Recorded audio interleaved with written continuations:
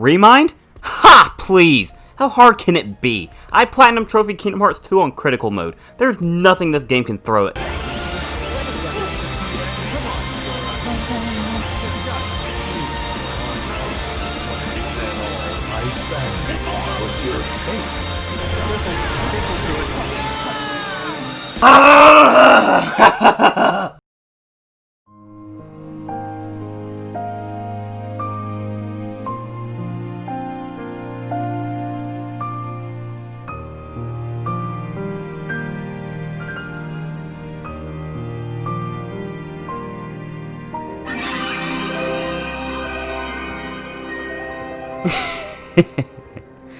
You think you know pain? Oh, just how hard can it be? Oh, how innocent you are. A lot can be said about Kingdom Hearts 3 at its launch, which, trust me, I'm not getting into. But no one can deny it's become a much better game since it came out largely thanks to Remind. While the story expansion itself was incredibly underwhelming and brimming with missed potential, what lies after is what we're truly after, the data battles. Boss fights are inarguably the highlights of the entire series, and the data battles in Remind are easily some of the best boss fights in Kingdom Hearts history. And some of the hardest I've ever fought in my life. Just to give you an idea, when I first played Remind a year ago, it took me 60 hours to beat on critical mode. 60 hours! 10 of which was spent on the story expansion, and the rest in Limit Cut and the Secret episode. And now it's been exactly 1 year since the DLC, and I've revisited all of them all over again. So let's rank them from worst to best. This includes everything, and I mean everything from Remind to Limit Cut to Falsus Rex. Run while you still can.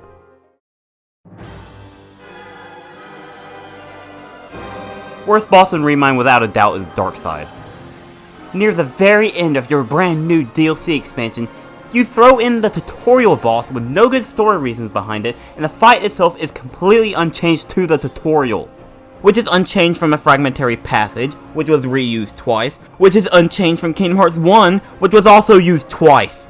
Just letting you in on a secret square, no matter how many times you reuse this thing, is not getting any better.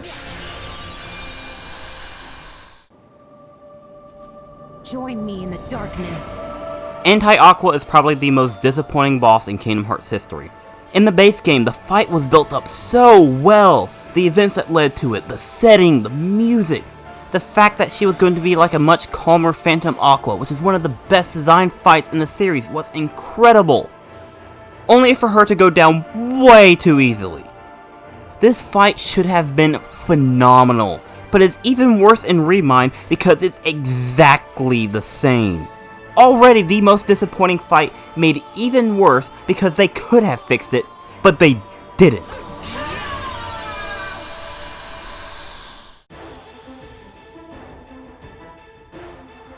It sounds cool to have the game's secret boss be the first one you face in Remind, but what makes Dark Inferno so interesting is that it starts off with a simple moveset to understand how it works.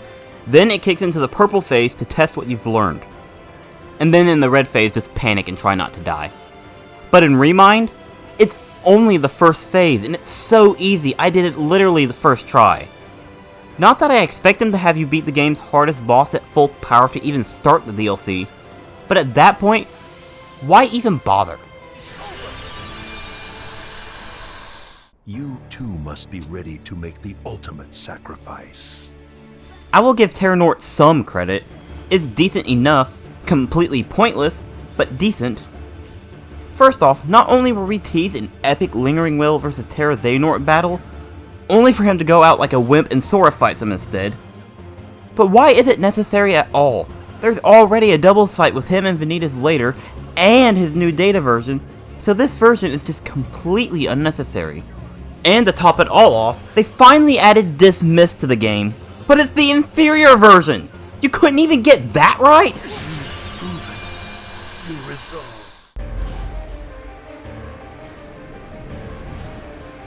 Same as the base game.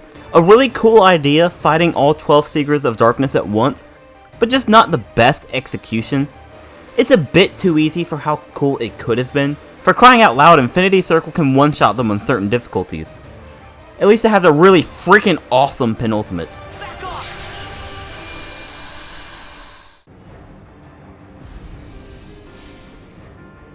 This is definitely something different, I'll give the team that.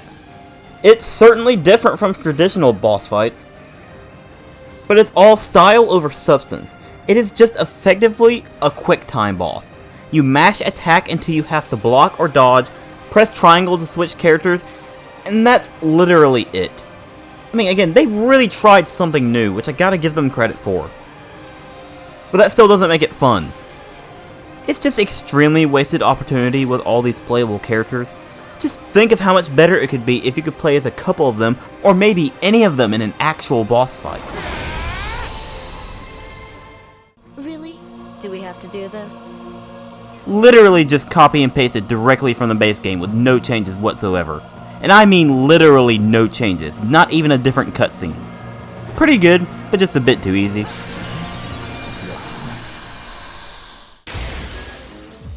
Now, let the game begin. Now is when things really start to pick up. I do not like Luxord in Kingdom Hearts 2. So you know the data bosses in Remind are amazing when they manage to make Luxord a good boss fight. Like in Kingdom Hearts 2, the gimmick of Luxord comes more from learning how his rules work and taking a gamble rather than pure pattern learning. As he won't stop drilling into your head, figure the rules out. Understanding and quick eyes are the name of the game here. He even has actual attacks this time that aren't half bad. Though still way better than his Kingdom Hearts 2 variation, he still doesn't have enough about him to make him super interesting. He's good, but not much more beyond that, which makes him the least interesting data battle. But here's the thing, like every single data battle, this is the best version of the character to exist.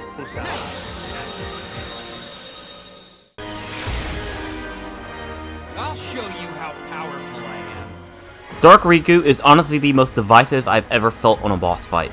On the one hand, I love a lot about this fight. I love how aggressive he is, giving you no room to breathe.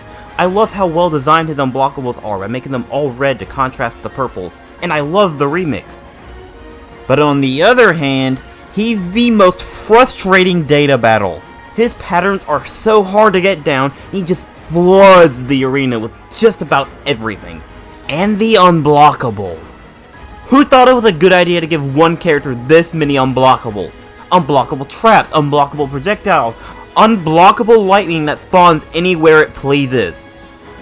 It is possible to learn his pattern, and once you get there, it's pretty fun, hence why he's still pretty high. But it can be outright aggravating trying to reach that point compared to any other data battle. At least with the others, with every retry you feel the motivation of getting the hang of it. But with Dark Riku, every attempt feels like you're slamming into a brick wall until it just eventually breaks down. Come on, Yozora. I thought you were stronger than that. Really? Do we have to do this? Let's talk about Larxene. She's probably the most chaotic data fight. Not Dark Riku levels of pure insanity, but extremely chaotic. She's lightning fast, has really long attack chains before she's open, there's electricity all over the place, and so many unblockables. But the thing is, I think her fight is brilliantly designed. You have to pay close attention to her attacks because she will have many follow-ups, and blink and you will miss your opening. Her unique pattern is very satisfying to figure out. And then her penultimate throws everything out the window. Rather than fair pattern learning, she just clones herself and starts flooding the whole arena with random attacks from all clones, sometimes even unblockables, and it's just so unpredictable and unbalanced in comparison to the rest of her well-designed fight, and it just ruins the whole thing. She's so close to greatness, but that bit of unpredictability makes her one of the most aggravating data battles. Not helped at all by the... What's the matter? But man, I would take this over the original data fight any day, because boss design clearly wasn't invented yet then.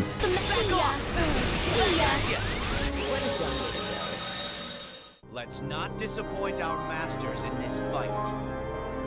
And this is why the Terranort fight from earlier is utterly pointless. Other than having to play the first half of the fight as Aqua before Sora joins in, yeah, this is exactly the same as the base game. It's still a great doubles battle because both of them are extremely aggressive, and if you take your eyes off of one of them for a second, you might as well get the tombstone ready.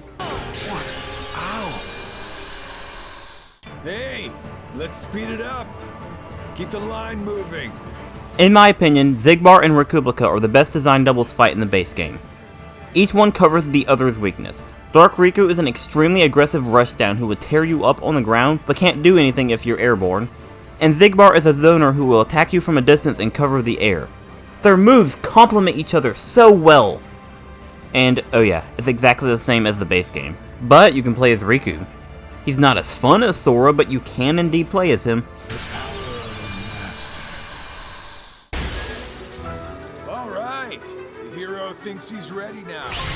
Xigbar in every other game at his core design does not fundamentally work in Kingdom Hearts. He's an exclusively ranged character in a series designed solely around melee combat.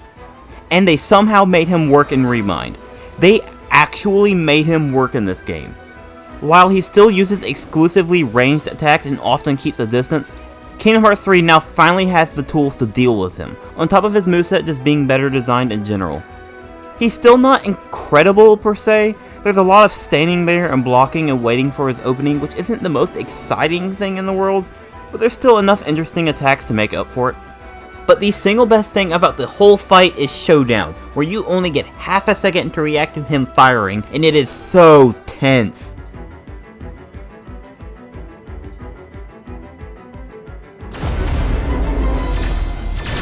Good job, Private. You finally didn't suck. Okay, so we've gone from meh to good, and now we're stepping into some of the best in the entire series territory. Now, I said that Xigbar and Dark Riku are the best designed doubles fight in the base game, which is true. But in Remind, they made Saïx so much better. All of the other retreaded fights in Remind are exactly the same. Copy and pasted, but you get the option to play as a character you've already played as before. In the base game, Saïx hits like a truck. The problem was, Roxas hits like a cement truck. Now, you are the cement truck. Roxas is ridiculously fun. Way more fun than any other character besides Sora. This is how you handle a retread. It took the original fight and made it 10 times better.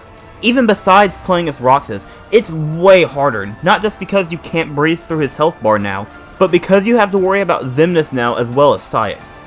It makes me realize what a wasted opportunity the others were. Riku and Aqua are nowhere near as fun as Roxas or even Sora, so what appeal do they have if their original fights are unchanged? I really wish Roxas was playable outside of this, but this is still one of the highlights of Remind. Still haven't achieved our goal. Sleep in darkness. So going into Limit Cut, I wondered what they could even do with Ansem considering they gave his guardian to Terranor instead.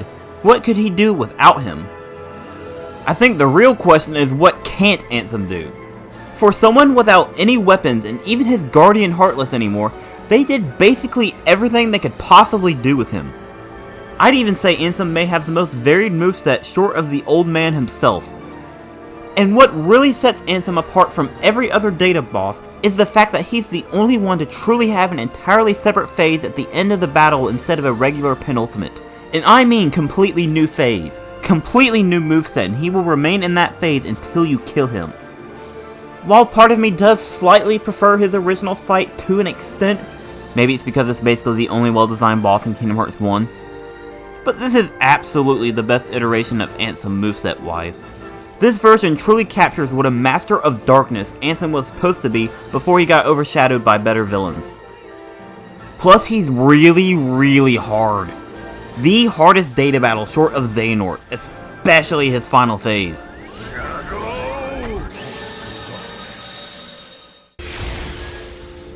Accept the darkness.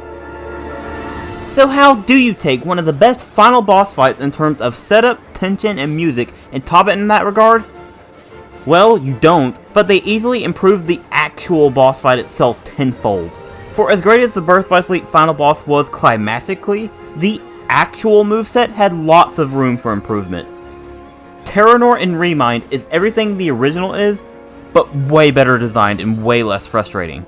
He no longer darts around in an invincible state for 70% of the fight. He still has most of his original moves, but altered enough to fit this game. Giving him Terra's Heartless Guardian instead of Ansem was a great decision to make him even more unique, and his attacks are better choreographed. You will always know which attacks you can't block with his red strikes, and it's so well designed. He's still the force of nature he's always been. I will only say his penultimate is okay. It could have been a bit better. Like, just imagine one utilizing chains instead. That would have been incredible. But as much as I love the final boss of Birth by Sleep, I can't deny at all that I'd much rather actually fight Data Terranor any day. However, while still a pretty good remix, nothing compares to the HD 2.5 remix version of Dismiss.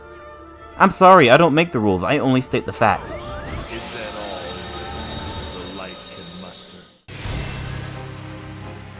Why do you fight? So all the other Data bosses are built off their previous boss battles throughout the series. But correct me if I'm wrong here, but I'm pretty sure Shion's moveset was built from the ground up in Remind. Appropriately, Shion gives me major Roxas vibes. Her insane and fluid movement, the multitude of light pillars, and her pattern that is very overwhelming at first but becomes extremely satisfying to master. Plus she also has the really unique gimmick of every time you get hit by a light pillar, your max HP slowly sinks until you only have 1 HP left and you can't even heal. But she really does feel like she's cut from the same cloth as Roxas, just obviously nowhere near as good or else she would have been much higher. But I've still grown to love her way more with time. And I don't even need to mention the fantastic Vector to the Heavens remix. Yes, phenomenal remixes are a reoccurring thing in Remind if you haven't already noticed. The one thing that really doesn't make much sense to me is that she's the only Data fight locked out from the rest other than Xehanort. I mean, sure, she's definitely hard, but not you have to beat 11 other fights that are just as hard, if not harder than her before unlocking. You're going where I belong. You cannot win. It's so funny to me how young Xehanort has what is generally considered the most unfair secret boss fight in the series, yet his Data battle is the most balanced in the game. Young Xehanort is definitely the most fairly designed, no-nonsense Data boss. His patterns aren't super complex, he doesn't have any crazy gimmick, he has very few unblockables, and he's not insanely hard. He's simpler to most of the other Data battles, but still feels in line with them. Just the calmest one. In fact, he's definitely the one I would recommend anyone start with in Limit Cut. One of my issues with him is the fact that he's a bit fragile, which, trust me, doesn't make him easy. He's the second easiest for sure, but he still took me 47 minutes to beat on the replay. I just think he should have had more health. But my actual problem lies in his penultimate. On paper it's cool, but it is way too easy to cheese. You can literally stop it on the first strike in the first version, which is just sad. It would have been an awesome penultimate, I mean just look at this. But it should not be this easy to stop. Don't let this be the end of your journey. I've been waiting for this. Vanitas is already one of my favorite bosses in the series, and this is the best variation of all of them. Vanitas is extremely aggressive and very much in your face at all times.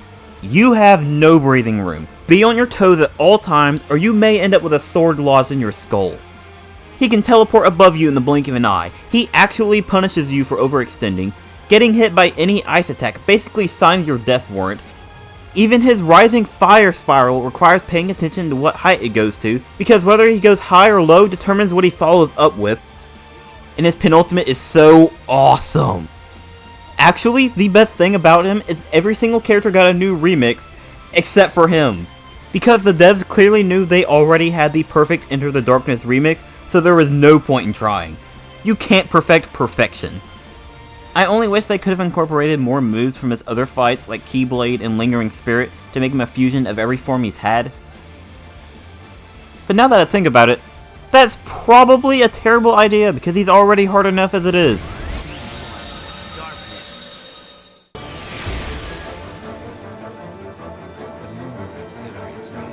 The best way to describe Saïx is a freight train with anger issues. No matter what game he's in, Saïx is always a powerhouse. When he goes berserk, you'd better cry for mercy.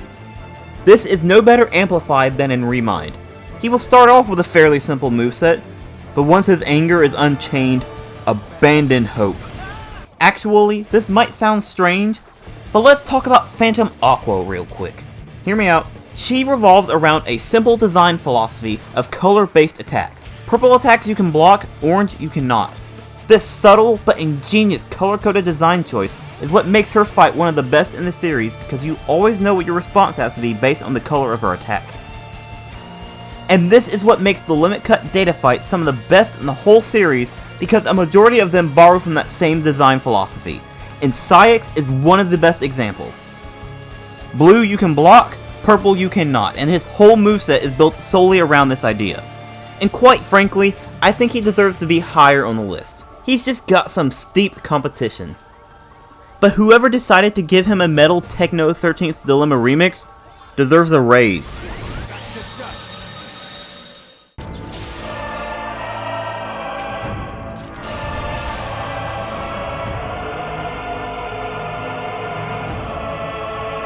A majority of the bosses in Remind make up the bottom of this list, but there is one that is not only on par with the limit cut bosses, but cracks my favorite bosses in the series list, the final boss of Remind itself. Armored Xehanort is already an incredible fight, arguably even better than the actual final boss of the base game aside from that weird water phase. So what if we take that fight and give him 12 more swords? You know, what makes the data battles rank so high is from how incredibly well they're designed. But honestly, Armored Xehanort is here primarily for just being plain awesome. I feel like I don't even need to explain why. Just looking at this alone will give you an idea. I don't need to explain why a giant whip made of a dozen swords is cool. It just explains itself. Oh yeah, you can also play as Kairi during the fight, which is neat. She's not as fun as Sora or Roxas, so once you see what her moveset is, she loses all appeal. The only thing I don't like about Armored Xehanort is his defense is a bit too low, making him take too much damage. He's not easy by any means, but Sora can do way too much damage to him. But I guess that's what Kairi's for, since she does nowhere near as much damage. But his low defense and checkpoint halfway in the fight is the only thing that keeps me from saying this is the best Xehanort battle of all. Speaking of...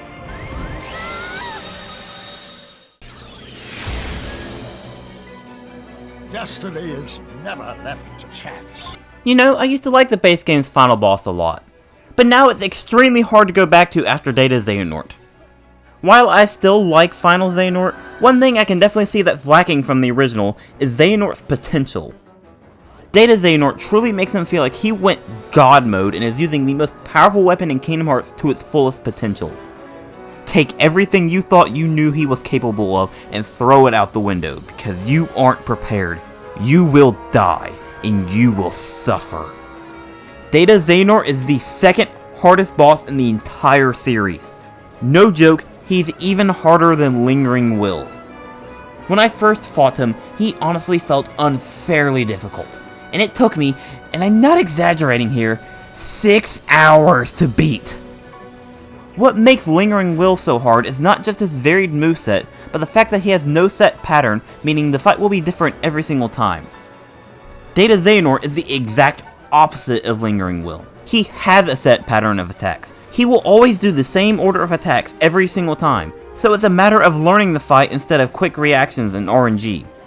The difficulty comes from how insane his attacks are, because if he didn't have a set order and was random every time, I might be singing a different tune. But it's still all so well designed despite how genuinely frustrating it can be sometimes. Seriously, he still took me 2.5 hours on the revisit, and I was ready to make a nice controller-sized opening in my wall. But how appropriate that the second hardest fight in the series belongs to the series' main villain. The worst thing about the whole fight though is the music. We could have gotten an amazing Dark Domination remix, but no, it's Forza del Oscarita, No Heart's theme, which is just a remix of Ansem and Xemnas' themes, which are already remixed in the game, and is already 2/3 of Forza Finale, which is the best boss theme ever created. So what's the point? It's not even a good remix! This is your fate. Accept it. I'll scatter you to the wind. One thing I did not expect going in was for Data Marluxia to be this good. Seriously, this is a near flawless Data boss. It takes everything the character has been capable of and amplifies it by 10. He's aggressive without being over-aggressive. He has a very large, well-choreographed, insanely awesome moveset. Pools of darkness, thorns with lasers, shockwaves, death curses, more incredibly awesome stuff, and can even summon death itself. All accompanied by one of the most beautiful boss themes ever put into a video game, Lord of the Castle. It truly amazes me how incredible they were able to make him without even the gimmick of the hit counter of his Kingdom Hearts 2 version. Easily one of my favorite Kingdom Hearts bosses, period. I can't do it justice here. But nothing will ever be as tense as when you get him down to 1 HP and he gives you another death curse, except this time the number is 99. But then you realize how quickly it starts dropping, faster and faster until he strikes the ground and you get one opening to finish him, or die instantly.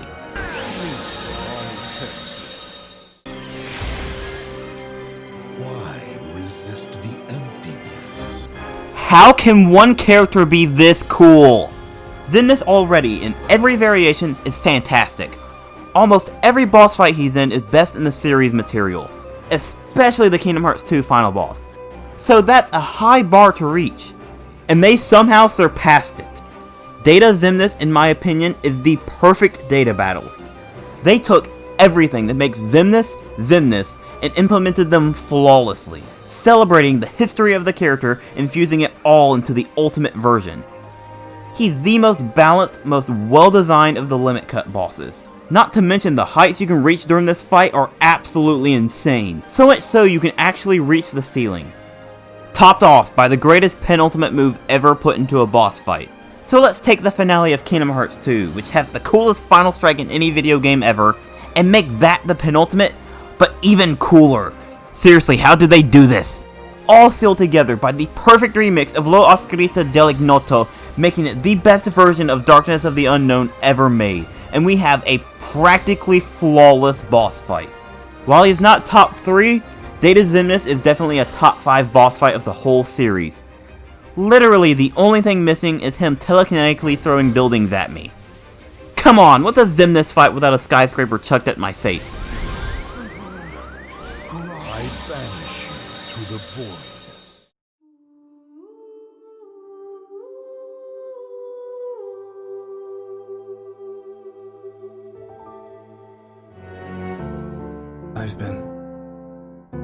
I've been having these weird thoughts lately. Like, is any of this for real or not? Time to end this. Let's do this. You knew what was going to be number 1 when clicking this video.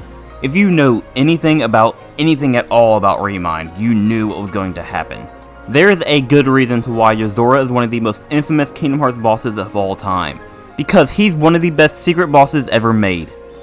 The character was merely teased in a freaking fake Toy Story video game, but yet makes you want to know everything about him. The setting above Shibuya and that somber music is phenomenal. He goes back to randomized attacks, but not like the RNG nightmare of Lingering Will. He has an insanely large moveset that doesn't even feel like there's any openings. But the more you learn it, the more you find the cracks. His entire moveset beautifully incorporates the color-coded design philosophy. In fact, I may even argue even better than Phantom Aqua did. He's honestly the fusion of every one of the best elements from every boss in Remind. He has the longest, most insane penultimate in the entire game, that he can even activate the very start of the fight if he so pleases. And he's the only boss in Kingdom Hearts history to give you a bad ending for losing for the first time. Did I forget to mention how absurdly hard he is? You will die, and die some more. Nothing is safe. He will steal your health. He will steal your elixirs. He will steal your Kupo coin and revive himself. He will even steal your freaking Keyblade, and he will definitely steal your life. You will suffer. You will scream in anguish. You will cry until you're dehydrated. You will snap several controllers in half through sheer force of will. You will break. But you will emerge from it a changed man. Or maybe it's because you will lose every fragment of your sanity. I don't know, I can't lose what I never had. Forget Kingdom Hearts. Yozora may be the hardest boss in any video game ever made. Yozora makes Lingering Will look like a toddler flailing a stick around. When I beat him a year ago, remember I was at level 99 during all of this, he took me 9 hours to beat. 9 hours. And even this time, despite having the first half memorized like the back of my hand, it still took me 3.5 hours. I have no sanity left. This game broke me. But I am still in awe how they simultaneously managed to make one of the hardest bosses ever made, but at the exact same time one of the best designed. In fact, he's the second best in the entire series. I can't do him justice anymore. Experience it for yourself because he alone sells the entirety of Remind. And I can't wait to see what they do with Dylan Sprouse here in the future.